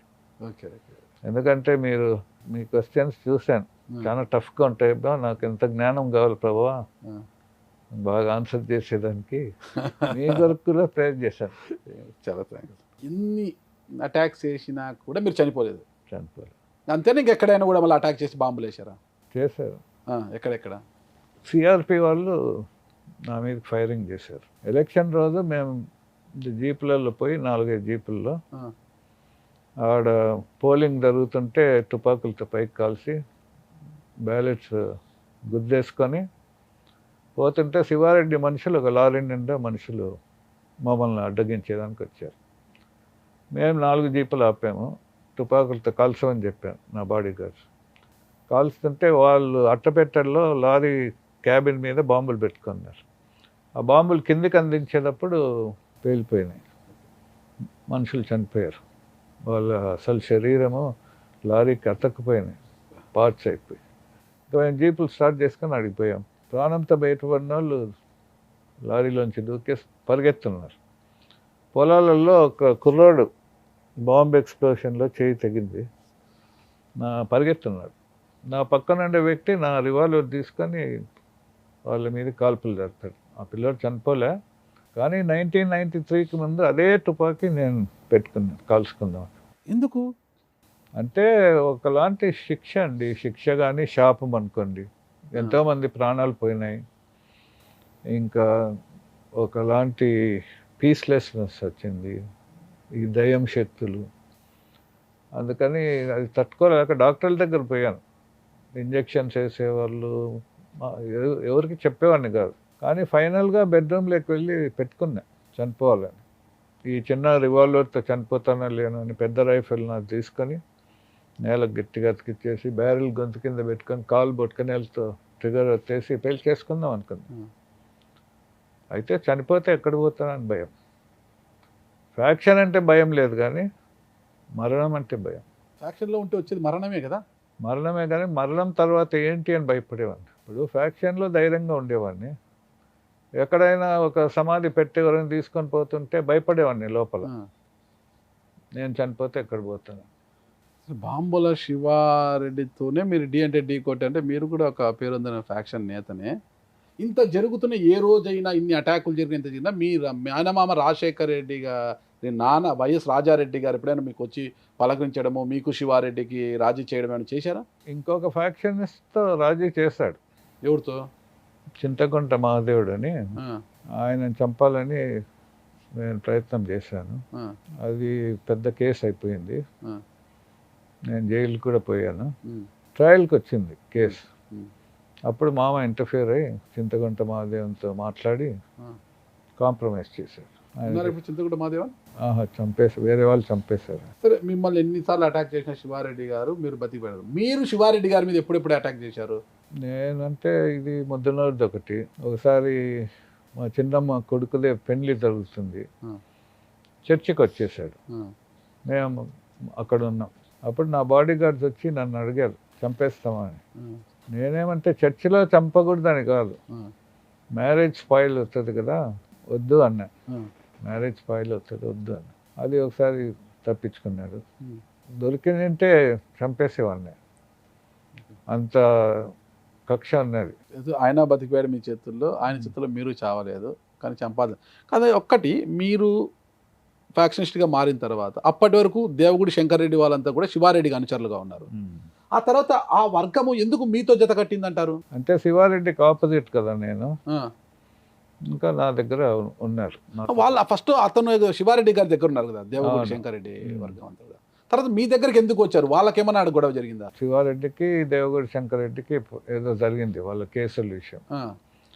అప్పుడు ఆయన వదిలిపెట్టి యువతలకు వచ్చారు. ఇంకా యువతల మేము టీఎన్ఆర్ అని, మేమంతా ఒక గుంపు. టీఎన్ఆర్ అంటే నరసింహారెడ్డి, బాబురెడ్డి అనేవాళ్ళు ఎమ్మెల్యే. మేమంతా ఒక గుంపు. ఈ గుంపులో ఇంకా శంకర్రెడ్డి వీళ్ళందరూ ఉన్నారు, ఆదినారాయణ రెడ్డి వాళ్ళ పేరెంట్స్. మిమ్మల్ని చంపాలి అనుకున్న శివారెడ్డి గారు ఎన్ని ప్రయత్నించినా మీరు చనిపోలేదు. మీరు చంపాలనుకున్న శివారెడ్డి గారు మీ చేతుల్లో చనిపోలేదు. కానీ ఇక్కడ హైదరాబాదు, ఇక్కడ శ్రీనగర్ కాలనీలోనే ఒక ఫంక్షన్ హాల్కి వచ్చినప్పుడు అక్కడ చంపారు. ఎవరు చంపారని పక్కన ఇక్కడ ప్రత్యర్థుల చేతుల్లో ఆయన హత్యకు గురి కాబడ్డాడు. అప్పటికే మీరు మారిపోయారా? మారలేదు, కానీ ఆ రోజు నేను హైదరాబాద్లోనే ఉన్నాను. ఒక ఎలక్షన్స్ వచ్చినప్పుడు శివారెడ్డికి నాకు ఎన్టీఆర్ రాజీ చేశారు. ఎన్టీఆర్, హోమ్ మినిస్టర్ మాధవ్ రెడ్డి, రేణుకా చౌదరి, వీళ్ళు రాజీ చేసి నన్ను తెలుగుదేశంలోకి తీసుకొచ్చారు. ఓకే, తెలుగుదేశంలో చేరాను. ఒకే జీప్లో మైకల్ శివారెడ్డి అని పేపర్లో కూడా పడింది. సో శివారెడ్డితో కలిసి ఉన్నా తెలుగుదేశంలో. అట్లా అంటే రాజశేఖర రెడ్డికి నాకు కొద్దిగా ఏదో పడకుండా. కానీ రాజశేఖర రెడ్డి గారితో రాజకీయంగా మీరు డిఫర్ అయ్యే శివారెడ్డి గారి దగ్గరికి శివారెడ్డితో చేతులు కడిపారంటారు మీరు, అవునా? ఎందుకు మీకు రాజశేఖర రెడ్డి గారికి గ్యాప్ వచ్చింది? మళ్ళీ చిన్న చిన్న మిస్అండర్స్టాండింగ్స్. మెయిన్గా రాజశేఖర రెడ్డికి చెన్నారెడ్డికి ఇంటర్నల్ ఫ్యాక్షన్ కదా కాంగ్రెస్లో. అవును. నేను చెన్నారెడ్డి వైపు పోయాను. ఆ చెన్నారెడ్డి నాకు 89 టికెట్ ఇచ్చింది. ఓకే. కాంగ్రెస్ టికెట్. అట్లా డిఫర్ అయ్యాం కానీ నాట్ మేజర్ డిఫరెన్సెస్ ఏం కాదు. డిఫర్ అయ్యి ప్రత్యర్థి శివారెడ్డి గారితో కలిసిపోయారు మీరు. కలిసిపోయాం. ఎలా కలుస్తారండి మీరు? శివారెడ్డి గారి యొక్క వర్గ పోరులో వందల మంది అసలు భాషలు, ఎంతో మంది మహిళల పుస్తలు తెగిపోయాయి, ఎంతో మంది వితంతువులు అయిపోయారు, విధవలై రోడ్డులను తిరిగారు, పల్లెల్లో కొన్ని గ్రామాలు కాల్చేశారు కదా, కొన్ని గ్రామాలకు బూడిద చేశారు ఆ రోజుల్లో. అలాంటి మీ ఇద్దరు కలిసిపోతే చనిపోయిన వర్గీయుల పరిస్థితి ఏంటని ఆలోచించలేదు ఆ రోజు? ఎవరి స్వార్థం వాళ్ళది, న్యాయం ఉంటుంది. రాజకీయంగా ఫ్యాక్షన్లు ఉండేవాళ్ళు, అంతా అన్యాయమే కదా. ఆ రోజుల్లో మీరు జిల్లా ఎస్పీ పైనే ఫైర్ అయ్యారు, జిల్లా ఎస్పీ పైన అనుచిత వ్యాఖ్యలు చేయడంతో మిమ్మల్ని కనిపిస్తే కాల్ చేసేయాలని కూడా చూశారంట కదా పోలీసులు. ఇప్పుడు ఎస్పీ ఠాకూర్ బాగా తాగి ఫోన్ చేసి తిట్టాను ఎస్పీనే. ఎందుకు ఆయన ఎందుకు తిట్టారు? కేసులు పెడుతున్నారు నా మీద. అప్పుడు ఆయన సీరియస్గా తీసుకున్నాడు నన్ను అరెస్ట్ చేయాలని. అప్పుడు అనుకోని రీతిగా చెన్నైకి వెళ్ళిపోయాం. ఇక్కడ ఉంటే అరెస్ట్ చేస్తారు. చెన్నైకి వెళ్ళిపోవడమే అక్కడ దేవుడు నన్ను దర్శించడం. కడపకు వచ్చే పరిస్థితి. ఓకే, ఎస్పీ కాల్ ఇంకా చంపేస్తారు కనిపిస్తే మీరు చెన్నైకి వెళ్ళిపోయారు. ఇక్కడికి కడపకు వచ్చేదానికి పరిస్థితి లేదు. అప్పుడే నేను యేసుప్రభుని నమ్ముకోడు. మరి ఎట్లా నమ్ముకున్నాను? దేవుడు మాట్లాడుతున్నాడు, అప్పుడప్పుడు మాట్లాడే దేవుడు. మరి ఈ సిచ్యువేషన్ ఉంది కదా, ఇంటికి ఫోన్ చేస్తే నా భార్య ఎందుకని ఈ ఫోన్కు ఫోన్ చేయొద్దు, పోలీసు వాళ్ళు ట్యాపింగ్ చేస్తున్నారు, నేను అరెస్ట్ చేయాలని. సరే నేను ఇంకొక ఫోన్ చేస్తే ఎట్లయినా నేను పట్టుకోవాలని ఉన్నారు. మరి నేను ఎట్లా రావాలి ఇక్కడికి? విలేకరులు, తర్వాత రాజకీయ నాయకులు అందరు కూడా చాలామంది ఎవరు గెలుస్తారు ఈ పోరాటంలో. అప్పుడు నేను కేసు ఉంది జమ్మనోడుగులు, ఆ కేసుకు నేను పోవాలి. ఆ కేసుకు తప్పకుండా వస్తానని ఎస్పీ సిఐకి చెప్పాడు, పట్టుకొని రండి అని. నేను మెడ్రాస్లోనే ఉన్నాను. దేవుని సేవకులు నువ్వు కోర్టుకు పోకుండా ఉండడం కూడా తప్పే, కోర్టుకు పోయి సార్ అన్నారు. ఇంకా నేను కొత్తగా కదా దేవుని నమ్ముకున్నా. ప్రభా ఎట్లా ప్రభా అక్కడ పోమంటున్నాడు, నేను పోతాను, నువ్వు సహాయం చేస్తే నా జీవితం నీకు సమర్పించుకుంటాను అని అడిగాను. ఆశ్చర్యంగా మాట్లాడాడు. ఆ దినమున నేను నిన్ను విడిపించేదను, నీవు భయపడు మనుషుల చేతికి నీవు అప్పగింపబడవని యెహోవా సెలవిస్తున్నాడు. నీవు నన్ను నమ్ముకుంటే కనుక నిశ్చయంగా నేను నిన్ను తప్పించదను. ఆ నుంచి బయలుదేరి వచ్చాను, కోర్టుకు పోయాను. అదే సిఐ పోలీసు వాళ్ళు కోర్టులో ఉన్నారు. సాయంకాలం వరకు ఉన్నాను, ఎవరు నా దగ్గర రాలే. జీవితంలో మొట్టమొదటిసారి ఇటువంటి శక్తివంతమైన కార్యములు కూడా దేవుడు చేస్తాడా అని నమ్మారు. అని నమ్మి ఇంకా సమర్పించుకున్నా. అంతే, మీ జీవితాన్ని ఆయనకు సమర్పించేశారు. నో బాంబులు, నో కత్తులు, నో పిస్తల్స్, ఏమి లేదు, ఓన్లీ పీస్. నా సిగరెట్ ప్యాకెట్ తీసి పారేసాను అంతే.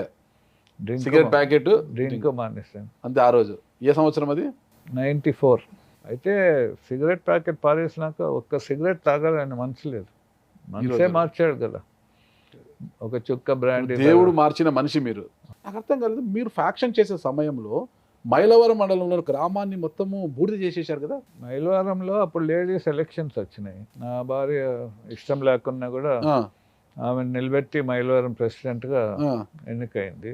జమ్మలమడుగులో శివారెడ్డి వైఫ్ ఓడిపోయింది అనమాట. అంతేగాని ఎక్కడ అట్లా బూర్తి చేసినట్లు లేదు, కానీ ప్లానింగ్ ఉన్నది. ప్లానింగ్ శివారెడ్డి ఊరే పోయి డ్యూటీలు పట్టుకొని పోయి జనాలు తీసుకొని పోయి మొత్తం ఊరిని కాల్ చేస్తామనే మైండ్ వచ్చేది. ఓకే, అటువంటి మైండ్ ఉన్నది అప్పుడు. మైకేల్ బాబు గారు ఎక్కువగా అప్పట్లో ఫారిన్ గన్స్ ఎక్కువ వాడేవారు అంటుంటారు కదా, ఎక్కడి నుంచి వచ్చేటి మీకు గన్స్ అవి? ఫారిన్ గన్స్ అంటే దొంగ గన్లు ఉంటాయి కదండి, అవి కొనేవాళ్ళం. ఓకే, అంటే అండర్ గ్రౌండ్ డీలింగ్. అవి ఫారిన్ గన్సే కదా, ఇప్పుడు ఇండియా గన్స్ ఏం పెద్దగా ఉండేది. ఇంకా నాకు లైసెన్స్ గన్స్ ఉన్నాయి, ఒకటి సింగపూర్లో కొన్నాను. వెపన్స్ అంటే నాకు చాలా క్రేజ్ అన్నమాట. అవతల వాళ్ళకి కూడా భయమే, చాలా వెపన్స్ ఉంటాయి, గురి పెట్టి కాల్స్తారు రా. ఎప్పుడైనా శివారెడ్డి గారు అట్లా ఎదురు పడినప్పుడు గురి పెట్టి కాల్చాలనిపించిందా? ఒకసారి సమితి మీటింగ్ జరుగుతుంది. శివారెడ్డి మెంబరే, నేను మెంబరే, ఆయన ఎమ్మెల్యే. అప్పుడు నేను కూర్చున్నా లోపల, సడన్గా శివారెడ్డి బయటికి పోయినాడు. టౌన్ ఏరియా కదా, ఏం ఫ్యాక్షన్ ఉంటుందని నేను ఒక్క బాడీ గార్డ్ని, డ్రైవర్ను, నా బాడీ గార్డ్ కుంటిగిరి రెడ్డి బ్యాగ్ పెట్టుకొని బయట అరుగు మీద కూర్చోన్నాడు. శివారెడ్డి బయటికి పోయి ఎదురు చేస్తున్నాడు. నేను చూశాను, ఏంటబ్బా ఏం సరిగా పొజిషన్ బాగాలేదని టక్కని బయటకు వచ్చిన. బయటికి వస్తే అప్పటికే ఒక గుంపు కొన్నారు. కుంటిగూరు రెడ్డి బ్యాగ్ కుంటిగూరు రెడ్డి అంటే కొంటాను వస్తాడు, బ్యాగ్ తీసుకొని వస్తున్నాడు. శివారెడ్డి పోయి బ్యాగ్ పట్టుకున్నాడు. అంటే కుంటిగూరు రెడ్డి నాకు అందుబాటు రాకూడదని నా దాంట్లో రివాల్వర్ అన్నారు, తీసి ఇట్లా పెట్టాను. Close quarters. Sivareddy bodyguard rifle పెట్టాడు నా మీద. నేను కాల్చిన అక్కడ డెడ్ బాడీనే, వాళ్ళు కాల్చినా నేను చనిపోయాను. మధ్యలో ఒక ఆయన నా కుత్బుద్దీన్ వాళ్ళ అన్న ఖాజాముద్దీన్ అని లోపలికి వచ్చి ఎత్తుకొని పోయాడు. అంతలోపు జీప్ డ్రైవర్ స్టార్ట్ చేసుకున్నాడు. జీప్లో ఎత్తుకొని పోయి జీప్లో కూర్చోబెట్టాడు, ల్యాండ్ రోవర్లో. నేరుగా ఇంటికి వచ్చాడు. రాజారెడ్డి గారు జమ్మలమడుకు పెద్దగా వచ్చారు కాదు, శివారెడ్డి గారు పులివెందులు వెళ్ళేవారు కాదు అంటారు. అంటే ఎవరు ఫ్యాక్షన్ వాళ్ళకు ఉన్నది, వాళ్ళకు పులివెందుల్లో ఎనిమిస్ ఎక్కువ, ఈయనకు జమ్మలమడుగు. ఇంకా అక్కడికి పోయి ఏం చేయగలుగుతారు? ఈయన అక్కడికి పోవడం కానీ వాళ్ళు ఇక్కడ పోవడం రావడం కానీ. మీ వల్ల వైఎస్ రాజారెడ్డి గారికి శివారెడ్డి గారికి మధ్య ఎప్పుడు గ్యాప్ రాలేదా? అంటే ఫ్యాక్షన్ జరగలేదంటారా? ఫ్యాక్షన్ జరగలేదు. లేదు. అంటే సాయం అయితే మీకు ఎప్పుడైనా లోపల ఎన్మిటి. ఎప్పుడైనా మనుషుల్ని పంపించారా మీ మామ మీకు? మనుషులు ఎలక్షన్స్ అప్పుడు వచ్చారు పులివెందుల నుంచి. ఓకే. కానీ నేనే వాళ్ళ కొరకు మనుషులను పంపించాను. అప్పుడు మీకు అనంతపురంలో ఉన్న మద్దల చెరువు కుటుంబంతో కావచ్చు, సానే కుటుంబం అంటే ఓబులరెడ్డి గారి కుటుంబం కావచ్చు, మద్దల చెరువు సూర్నారెడ్డి కుటుంబం కావచ్చు, పరిటాల రవీంద్ర గారితో కావచ్చు, జేసీ కుటుంబంతో కావచ్చు, ఎవరితో సంబంధాలు ఉండేటివా? పెద్ద సంబంధం లేదు, ఎందుకంటే మా జిల్లాలోనే మాకు తలకాయ నొప్పి మా ఫ్యాక్షన్. జేసీ దివాకర్ రెడ్డి, ప్రభాకర్ రెడ్డి కొద్దిగా టచ్, అంటే పక్కనే కదా. సో చెప్పాలి, రేపు జమ్మలమడుగుని ఒక బాంబుల గడ్డ చరిత్రగా మార్చిన ఘనత మీది, శివారెడ్డి గారిది అంటారు. అంటే ఫ్యాక్షన్ అట్లా ఉన్నదండి. ఒకసారి ఫ్యాక్షన్ జరిగింది వాళ్ళ మనుషులకు నా మనుషులకు. ఎక్కడ జరిగిందంటే బస్ స్టాండ్లో. ఆ బస్ స్టాండ్లో దాదాపు గంట సేపు బాంబులు వర్షం, షాప్స్ అన్నీ మూసేశారు, మనుషులు ఎవరు లేరు. వాళ్ళకు మాకు గలాట, బాంబులు వర్షం, బాంబులు వర్షం. అసలు ఒక భయానక వాతావరణం ఉండేది. అసలు మీ రెండు వర్గాలు అలా వస్తేగినా అంటారు, భయపడేవాళ్ళు. అంటే మేము కూడా అట్లా తిరిగేవాళ్ళం, వెనకాల ముందర ఖర్చుకొని తిరిగేవాళ్ళు కదా. ఆ రోజు జమ్మలమడుగులో బాంబుల వర్షంలో మా వాడు చనిపోయారు. వాళ్ళు గన్తో కాల్చారు, కుర్రోడు బుల్లెట్ తగిలి చనిపోయాడు. అప్పుడు ఫ్యాక్షన్ స్టాప్ అయింది. మీరు ఒక పక్క ఫ్యాక్షన్ చేస్తుంటే మీ చుట్టూ ఉన్న అనుచర గణం కావచ్చు, మీ బాడీ గార్డ్స్ చాలామంది ఫ్యాక్షన్ మాటున కొన్ని దారి దోపిడీలకు కూడా పాల్పడేవారు అప్పుడు అంటారు. ఏం పెద్ద దౌర్జన్యం చేసేవాళ్ళు కుర్రోళ్ళు. అంటే దాన్ని డబ్బులు కాడ, బట్టలు అంగడి కాడ, అది నాకు ఇష్టం లేదు. ఇవన్నీ వాళ్ళు ఏదో నా పేరు చెప్పి, పెద్ద ఏం కాదు, దోపిడులు కాదు. మీ చుట్టూ ఉన్న వారిని పోషించడానికి ఆర్థిక మూలాలు ఎక్కడి నుంచి వచ్చేవి మీకు, వనరులన్నిటి కూడా? నేను పూర్ పీపుల్కు చాలా ఫండ్స్ తెప్పించేవాడిని, హెల్ప్ చేసేదాన్ని. ఓకే. ఫారెన్ ఫండ్స్ వచ్చేటి, ఇంకా డబ్బులు ఖర్చు పెట్టేవాడిని. పూర్ పీపుల్కి చేసేవాడిని, నాకు కూడా పెట్టుకునేవాడిని. దేవగుడి శంకర్ రెడ్డి గారు మీ ఫాలోవరా, అంటే మీ సన్నిహితుడా? సన్నిహితుడు. మీ సన్నిహితుడు. మరి దేవగుడి శంకర్ రెడ్డి గారు అంటే ఇప్పుడున్న దేవగుడి నారాయణ రెడ్డి గారు అలా అన్నా కదా, వాళ్ళ నాన్న. ఆయన షాద్నగర్ దగ్గర శివారెడ్డి అనుచరులు చంపారు. అంతే కదా, వాళ్ళ అనుచరులు చంపారనేది అప్పుడు ఆరోపణ. అప్పుడు మీరు ఇంకా ఫ్యాక్షన్లో ఉన్నారా? ఫ్యాక్షన్లో ఉన్నారు. అప్పుడు మీకేమనిపించింది? అప్పుడు శివారెడ్డి గారు మీరు కలిసే ఉన్నారా? కలిసలేదు. ఇంకా అప్పుడు శంకర్ రెడ్డి గారిని చంపినప్పుడు మీరు ప్రతీకార్యతో ఏమైనా దాడులు చేశారు? మళ్ళా చేయలేదు. ఎందుకు అంటే అది నా పర్సనల్ కాదు కదా. కానీ శంకర్ రెడ్డి గారు మీ సన్నిహితుడే కదా. సన్నిహితుడే. టైంలో శివారెడ్డితో కాంప్రమైజ్ అయినానా ఏంటి అని తెలియదు. ఆ దినాల్లోనే కాంప్రమైజ్ అయిన దినాల్లో ప్రతీకార్యతోనే దేవగుడి శంకర్ రెడ్డి గారిని బాంబుల శివారెడ్డి అనుచరులు చంపారని ఆరోపణ వచ్చినప్పుడు ఆ ప్రతీకార్యతోనే బాంబుల శివారెడ్డి గారిని ఇక్కడ హత్య చేశారు. అప్పుడు మీరు శివారెడ్డి గారు కలిసిపోయి ఉన్నారు. అప్పుడు మీ మీద విమర్శలు రాలేదా? రాలే. నేను అప్పుడు హైదరాబాద్లో ఉన్నాను. అప్పుడు డెడ్ బాడీని కళ్యాణ మంటపం నుంచి ఎన్టీఆర్ వచ్చాడు. అప్పుడు రాజ్భవన్లోకి తీసిపోయారు. అప్పుడు ఎన్టీఆర్ నేను గేట్ క్రాష్ చేస్తాం. నేను ఎన్టీఆర్ పక్కనే ఆయన లోపల రానిలే. అట్లా నేను పోయాను, నా బాడీ గార్డ్స్ నేను పోయి గేట్ క్రాష్ చేసాం. లోపల పోయి కూర్చున్నాము. తర్వాత చంద్రబాబు నాయుడు వచ్చాడు. అప్పుడు ఏదో ఆయన గవర్నర్కు పిటిషన్ ఏదో చెప్పి వచ్చింది. రాజారెడ్డి గారు అంటే ఒక పెద్ద ఫ్యాక్షన్ లీడర్ అంటారు ఆ ఏరియాలో. లాంటిది మీరు ఒక ఫ్యాక్షన్ నేతగా మారిపోయిన తర్వాత, ఫ్యాక్షన్ మారిపోయిన తర్వాత రాజారెడ్డి గారు ఇంకా పట్టు సాధించారా ఆ ప్రాంతాల్లో? అంటే మీ ద్వారా కొండాపురం కావచ్చు, రైల్వే కొండాపురం కావచ్చు, ముద్దనూరు మండలాల్లో పట్టు సాధించారు, గట్టి పట్టు సాధించారు అంటారు ఆయన ఫ్యాక్షన్ లీడర్గా? పట్టు ఏం లేదు కానీ రాజారెడ్డి మామ ఏమంటే ఈయనకు మైకల్ ఉన్నాడు అనేది భయం అవతలలో. నాకు రాజారెడ్డి మామ ఉన్నాడని ధైర్యం, భయం. ఓకే. నా శత్రువులు, ఆయన శత్రువులకు కూడా భయమే. ఏమన్నా వస్తే మైకల్ వస్తాడు జమ్మనోడు నుంచి, నాకేమన్నా జరిగితే రాజారెడ్డి మామ వస్తాడని వీళ్ళకి భయం. సో అట్లా టైఅప్లో ఉన్నాం. మీరు 1989, 85 రెండు ఎన్నికల్లో పోటీ చేశారు మీరు ఒక్కసారి. 85లో నేను జైల్లో ఉన్నాను. ఓకే. ఏదో బెయిల్ వస్తుందని అప్పుడు ఇంకా పాలిటిక్స్లో పెద్ద ఎదగలే. జైల్లో నుంచి నామినేషన్ వేసాను. ఓకే. బెయిల్ రాలే. ఇంకా నేను బయట ఉంటే ఇంకేం ఎలక్షన్ చేస్తా. ఓకే.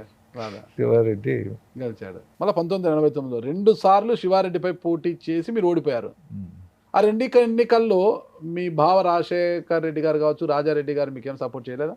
89 చాలా సపోర్ట్ చేశారు. రాజారెడ్డి మామ మనుషులను పిలుచుకొని వచ్చి అక్కడే ఉన్నాడు జమ్మలమడుగులో. ఆయనకు పెద్ద ఫ్యాక్షన్ జరిగింది చిన్నమడియం అనే ఊర్లో. ఆయన బంధించేశారు బాంబులు ఇసిరి. అప్పుడు ఆ రోజు 2 మర్డర్స్ జరిగాయి. నా భార్యను కూడా పంపించినాం because she had license guns. ఆ ఊర్లో ఫైరింగ్ జరిగితే శివారెడ్డి మనిషి ఒక మనిషి చనిపోయాడు, నా మనిషి చనిపోయాడు. నా బాడీ గార్డే నా వైఫ్ లైసెన్స్ గన్స్ పెట్టుకొని ఉన్నాడు. వాళ్ళు ఆయన మీద పడ్డారు. అట్టనే వంగి ఫైర్ చేశారు. 2 rounds ఫైర్ చేశారు. నా భార్య ఎదురుగానే 2 చనిపోయారు. మొత్తం మీద కత్తి పట్టిన వారిలో కత్తి బాంబు పట్టిన వారిలో ఒకరు ఉన్నారు, పంపిన ఒకరు లేరు. కత్తి పట్టిన వారు కత్తితోనే పోతారు, బాంబు పట్టినవాడు బాంబుతోనే పోతారన్న సామెతను శివారెడ్డి గారు అలా అయిపోయారు. మీరు పరివర్తన చెంది దేవుని నమ్ముకొని ఇలా మారిపోయారు. ఇలా మారిపోయింది నాకు తెలీదు. మీరు శివారెడ్డి గారు చాలా పెద్ద ఫ్యాక్షను, ఒకరు కనిపిస్తే ఒకరిని చంపుకునే అంత కక్షలు మీ పైన ఉండే.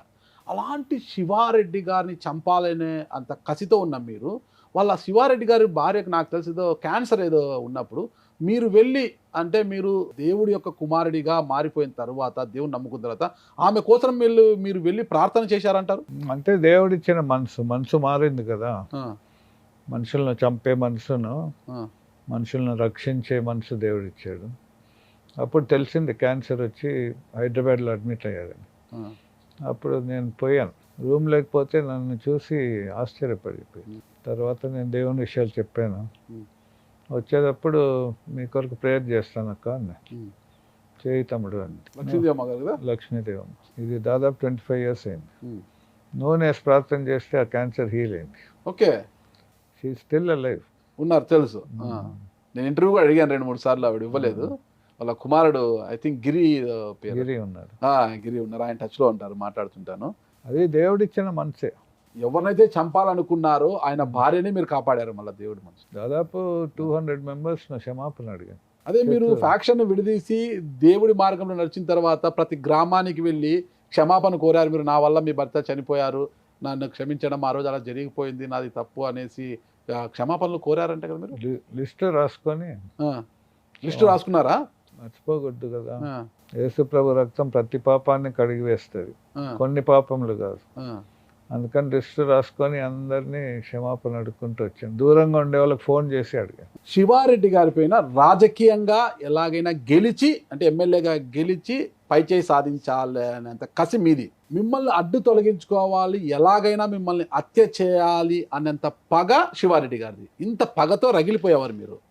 ఐ థింక్ నాకు తెలిసి 1987 అనుకుంటా శివారెడ్డి గారు ఎమ్మెల్యేగా ఉన్నారు. అప్పుడు మీ భార్యను డైరెక్ట్ ఎలక్షన్లో ఎంపీపీగా గెలిపించుకున్నారు మీరు. ఎలా సాధ్యమైంది అసలుకి? ఇంత పగతో రగిలిపోయారు. ఆయన చూస్తే ఎమ్మెల్యేగా ఉన్నారు, మరి మీ భార్యను ఎలా గెలిపించుకున్నారా ఎన్నికల్లో మీరు? అంటే అక్కడ నేను పూర్ పీపుల్కి బాగా హెల్ప్ చేశాను. మైలవరం మండల్ జమ్మలమడుగులో శివారెడ్డి భార్య నిలబడింది, నా భార్య ఏమో మైలవరం. సో అప్పటికే జనాల దగ్గర మంచి పేరు నాకు. అందుకని డైరెక్ట్ ఎలక్షన్స్ కాబట్టి ఇక్కడ జమ్మలమడుగులో శివారెడ్డి భార్య ఓడిపోయింది, మైలవరంలో నా భార్య గెలిచింది. గెలిపించి పైసా సాధించారు, కొంతవరకు సాటిస్ఫై అయింది మీకు. చాలా. నాకు ఇంకొకటి క్లారిటీ ఇవ్వండి, 1989లో మీరు ఓడిపోవడానికి కేవలము మీ ఇంటి వెనకలు ఉన్న బాంబులు పేలడమేనా? కాంగ్రెస్ పార్టీలో అప్పుడు ఉన్న వర్గ పోరు కావచ్చు, వర్గాలు కావచ్చు, రెడ్డి సామాజిక వర్గం ఒకవైపుకి వెళ్ళిపోయి ఇదంతా ఏమన్నా ఈక్వేషన్స్ ఏమైనా ఉన్నాయంటారా? ఈక్వేషన్స్ చిన్న చిన్నవి ఉన్నాయి కానీ బట్ పేపర్లో ఏమో విజయ్ కుమార్దే విజయం అన్నారు. నేను కూడా 100% గెలిచేవాడిని. శివారెడ్డి కూడా నేను ఓడిపోయినానని ప్రకటించాడు. కానీ బాంబులు పేలడం బట్టి రాజారెడ్డి మామ నేను అండర్ గ్రౌండ్ వెళ్ళిపోయాం. అప్పుడు ఎలక్షన్స్ 5-6 రోజులు మొత్తం అప్సెట్ అయిపోయింది. బాంబులు లేవు, క్యాన్వాసింగ్ లేదు, ఫాలోవర్స్ అందరూ రిజెక్ట్ అయిపోయారు. మెయిన్ బాంబులు లేకపోతే అన్ని అసెంబ్లీ కాన్స్టిట్యుయెన్సీస్లో కాంగ్రెస్ గెలిచింది, ఒక జమలూరులోనే నేను ఓడిపోయాను. కానీ ఓడిపోయానని అప్పుడు బాధపడ్డాను, కానీ నౌ ఐఎమ్ వెరీ హ్యాపీ ఓడిపోయిందని. అంతకన్నా ఎక్కువ మంచి. మీ తల్లిదండ్రులు ఏదైతే డాక్టర్లుగా చేశారు క్యాంబెల్ ఆసుపత్రి, ఇప్పుడు ఎలా ఉంది అది? బాగుందండి, బాగా జరుగుతుంది. చిన్న చిన్న ప్రాబ్లమ్స్ ఉన్నాయి డయాసిస్లో, సిఎస్ఐ డయాసిస్, అవన్నీ సెట్ అవుతాయి. శివారెడ్డి గారు మరణం మీకు ఏమనిపించింది? ఏం సంతోషం ఏం లేదు, మరణించాక ఏమైంటాడు అనేది ఒక క్వశ్చన్ మార్కే. ఎందుకంటే అందరం మరణించాలి, తర్వాత ఏంటి అనేది ఒక పెద్ద క్వశ్చన్ మార్క్. అది దేవునితో సంబంధం కలిగిన వాళ్ళకే తెలుస్తుంది. ఇప్పుడు నేను ఎప్పుడో చనిపోవాల్సింది, అయితే నాకు రావాల్సిన మరణ శిక్ష యేసు ప్రభు శిలువలో మరణించాడు. ఆ మర్మం ఏమిటంటే మనుషుల యొక్క పాపముల కొరకు యేసు ప్రభు మరణించాడు. ఆయన మన కొరకు మనుషుల యొక్క పాపములను తీసుకొని పాప ప్రక్షాళన. నేను రాజకీయాల్లో చేసిన పాపాలు ఆయన శిక్షింపబడ్డాడు, రక్తం కార్చాడు. మీరు రాజకీయాల్లో పాపాలు చేయలేదు, ఫ్యాక్షన్లో చేశారు కదా. ఫ్యాక్షన్ నేతగా మారిన తర్వాత రాజకీయ నేతగా మాట్లాడుకున్నారు మీరు. సరే, శివారెడ్డి గారు మీరు కలిసిపోయిన తర్వాత మళ్ళీ రాజశేఖర రెడ్డి గారితో మళ్ళీ రాజీ పడ్డారా? తర్వాత దేవుని నమ్ముకున్నాక పోయి క్షమాపణ అడిగాను, అప్పుడు ఆయన హ్యాపీ అయ్యాడు. సీఎం అయినాక కూడా కలిసేవాడిని. ఏమని పిలిచేవాళ్ళు రాజశేఖర రెడ్డి గారు? మీరు అన్నా అని పిలిచాను. అన్నానా? బావా అని పిలిచేది? చిన్నప్పటి నుంచి అన్న. ఎంత వయసు పెద్దవారు మీకన్నా? నాకన్నా 4 years పెద్ద. మీ మేనమామ వైఎస్ రాజారెడ్డి గారిని వేముల వద్దనే కదా చంపింది, ప్రత్యర్థులు బాంబులు వేసి అతి కిరాతకంగా చంపారు కదా. అప్పుడు ఏమనిపించింది మీకు? అప్పటికే మీరు మారిపోయి ఉన్నారు కదా. మారిన చాలా బాధ వేసింది. అంత డీప్గా మనం మాట్లాడాలన్నా కూడా డీప్ సబ్జెక్ట్ కదా, మన వ్యూవర్స్ కూడా అర్థం కాదు. ఎందుకు అంటే ఇప్పుడు ఒక మరణం అనేది ఇంపార్టెంట్ అండి ఫర్ ఎనీబడి. ఇప్పుడు ఇందిరాగాంధీ చనిపోయింది, ఎక్కడుంది ఇప్పుడు? అట్లా చనిపోయిన వాళ్ళు ఎక్కడికి పోతారు అనేది ఒక పెద్ద ప్రశ్న అందరికి కూడా, క్వశ్చన్ మార్క్. అయితే యేసు ప్రభువును మన మనసులో నమ్ముకున్నప్పుడు ఆయన మన శిక్ష తీసుకోవడమే కాకుండా ఆయన రక్తంలో పరిశుద్ధత ఉంది, ఆ రక్తంతోనే నేను కడగబడ్డా. ఒకప్పుడు ఈ రక్తంలో ఏమున్నది? పాపం, ఫ్యాక్షన్. యేసు రక్తంతో మీరు పరిశుద్ధులు అయిపోయారు. సో అట్లా యేసు ప్రభువును నమ్ముకున్న వారికి అందరికీ పరలోకంలో స్థానం ఉంటుంది. ఓకే, కానీ ఏ కొలతలో దేవుడు జడ్జ్ చేస్తాడో అది నేను చెప్పలేను. మారిన తర్వాత ఎప్పుడైనా ఆ బైబుల్ని వదలాలి అన్న ఆలోచన ఎప్పుడైనా వచ్చిందా? లేదు. ఇప్పుడు బైబుల్ ఉంటుంది చేతిలో, ఎప్పుడు ఉండాలా? రాజకీయాల్లో అడుగు పెట్టాలని మనసే లేదు. లేదు, అయిపోయింది అంతే.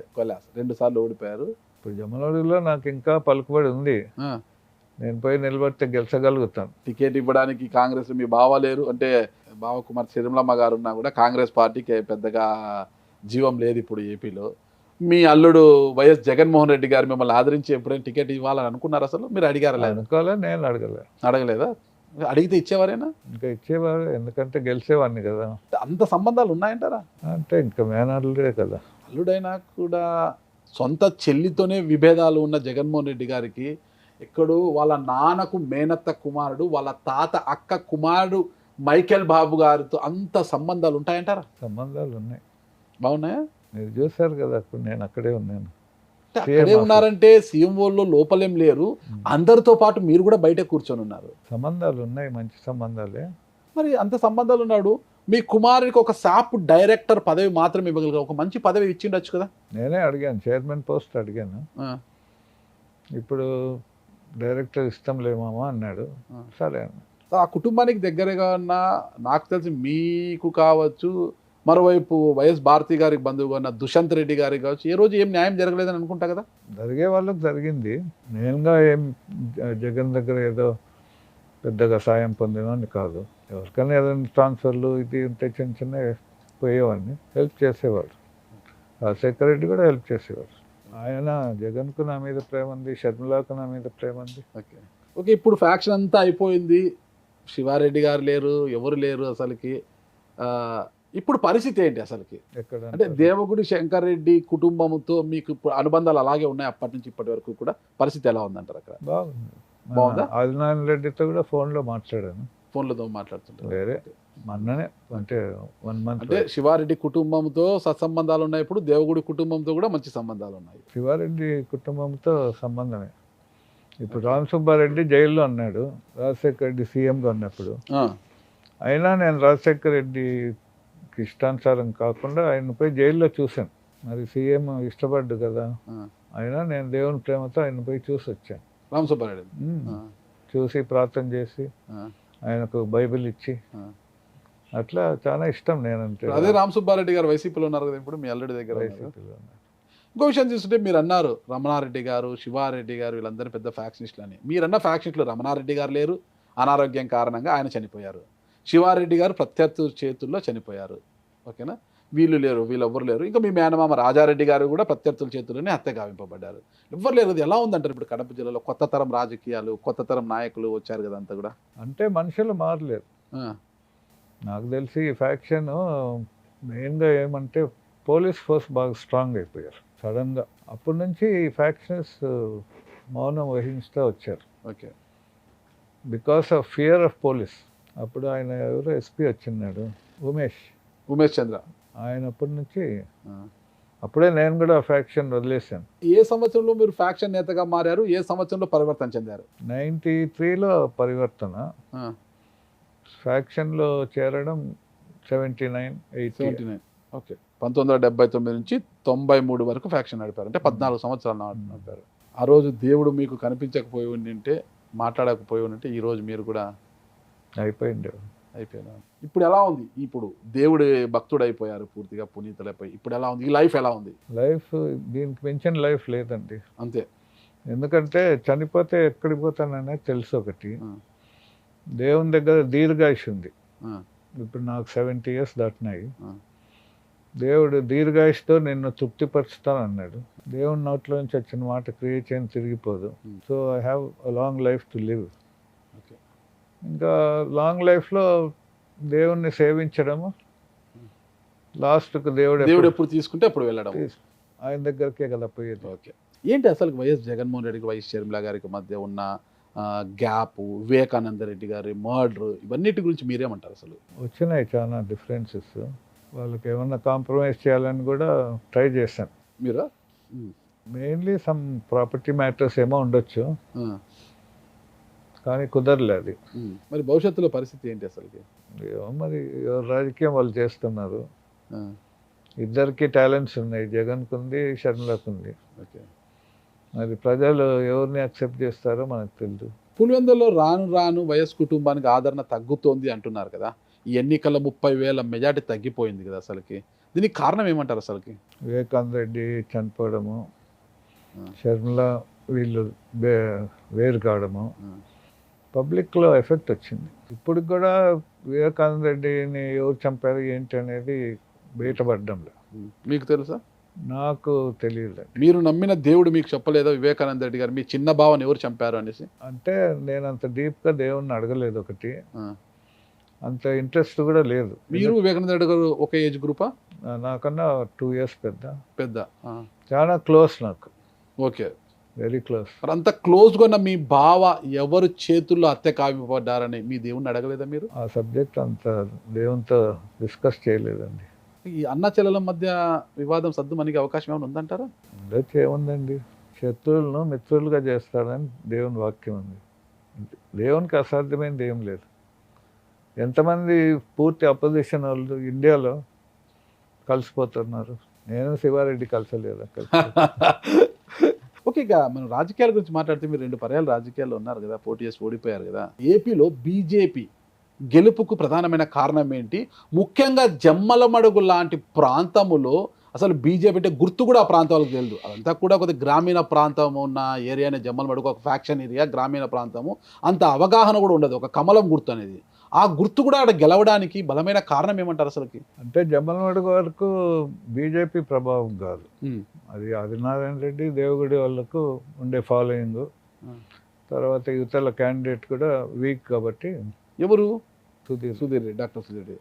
వీక్ ఏంటి? ఆయన 2019లో గెలిచాడు కదా. ఇప్పుడు మనుషులు కూడా 5 ఏళ్ళు ఒకరు ఉంటే నెక్స్ట్ 5 years కొత్త వాళ్ళని చూస్తాంలే అనుకుంటారు. ఓకే. ఇప్పుడు చంద్రబాబు నాయుడు వచ్చాడు, అంతకుముందు ఓడిపోయాడు కదా, జగన్ ఓడిపోయాడు, రేపు రాడని ఎట్లా చెప్తాం?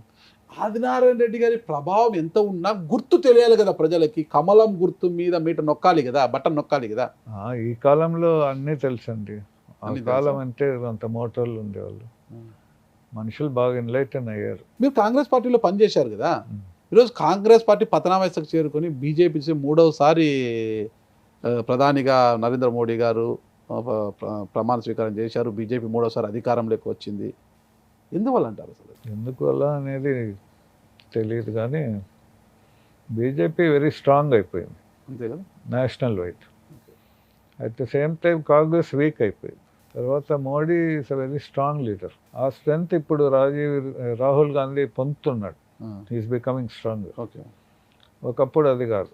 ఒక few years 2-3 years back Rahul Gandhi was very weak.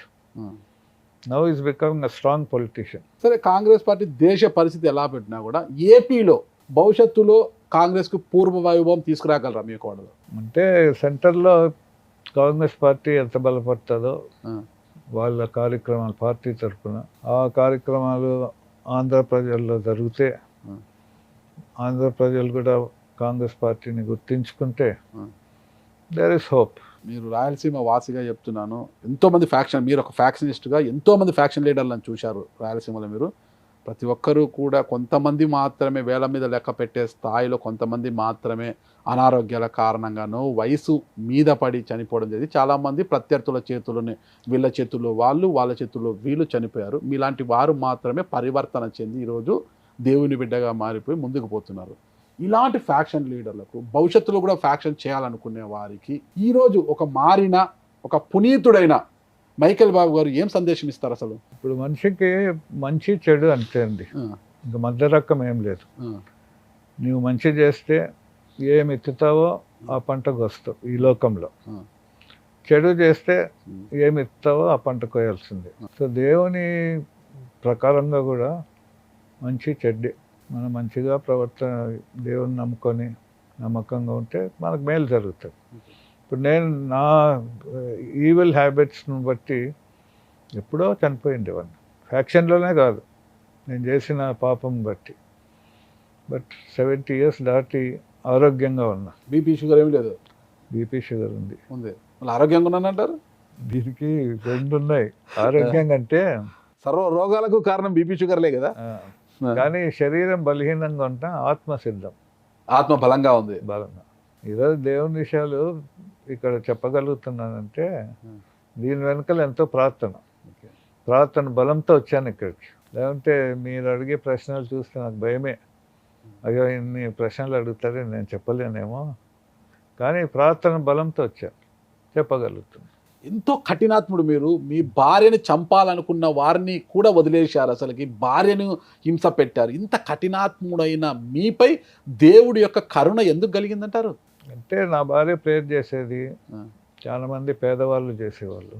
ఒకప్పుడు నా భార్య చనిపోతే వేరే పెళ్లి చేసుకోవచ్చులే అనుకునేవాళ్ళు. మీరు నేను చెప్తున్నా, మహానుభావులు. ఇప్పుడు నా భార్యను ఎక్కువ ప్రేమిస్తారు. ఈ వయసులో ఎక్కువ ప్రేమిస్తున్నారు. 70 years దాటినా కూడా బహుశా అందరికన్నా నా భార్యకే స్థానం ఉంది ప్రేమలో. దేవుడు మార్చాడు. ఇంతకన్నా ఏం కావాలండి మనిషికి? నేను పాత రోజులన్నీ గుర్తుకొస్తుంటే ఎలా ఉంటుంది అసలు? ఎట్లా చేశాను అట్లా, అటువంటి జీవితం ఎట్లా జీవించాను అనుకున్నా. ఒకటి అనుమానం సార్ నాకు, ఇది చాలా చిన్న ప్రశ్న, మరి అడగకూడదు కానీ అడుగుతున్నాను, అందరికి తెలియాలి కాబట్టి.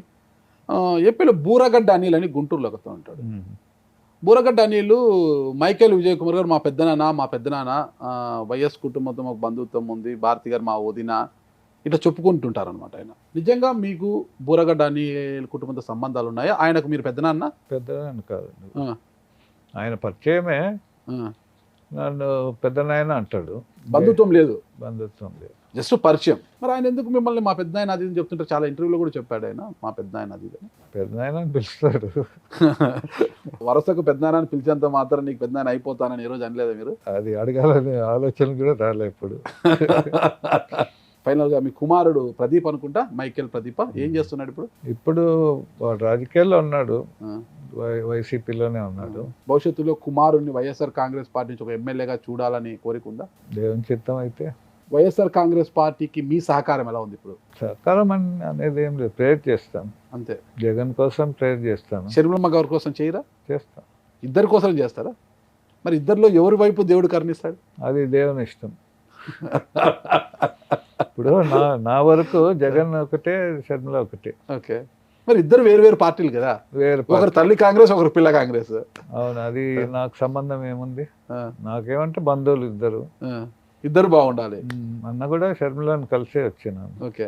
ఈ ఇద్దరి మధ్యలో భేదాభిప్రాయాలు ఉంటే అది నాకు సంబంధం కాదు కదా.